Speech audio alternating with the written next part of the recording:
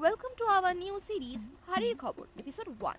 এখানে আমরা পরনিন্দা পরচর্চা করার সাথে সাথে হালকা করে রান্নাও করি। আজকে রবিবার, তো তথাকথিতভাবে বাঙালিদের প্রত্যেকটা ঘরে ঘরেই আজকে মাংস রান্না হওয়ার কথা।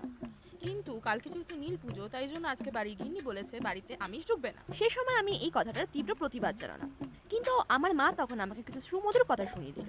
সেগুলো শুনে আমি ইনস্টাগ্রাম স্ক্রল করতে বসে গেলাম। ইনস্টাগ্রাম স্ক্রল করতে করতে আমি ছানার কোপ্তার রেসিপিটা দেখলাম। এবার মনে হলো যে এটাই বানানো যাক।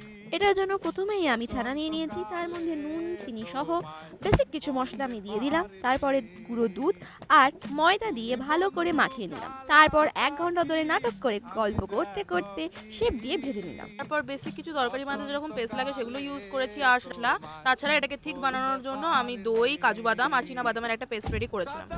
সো এভাবে আমাদের রান্না সম্পূর্ণ হলো, আর আমরা নিজেদের রান্না নিজেরাই খেয়ে বললাম যে আমরা খুব ভালো রান্না করি, আমাদের তো মাস্টার শেফ হওয়া উচিত ছিল। যাই হোক, সাবস্ক্রাইব ফর মোর স্টোরিজ।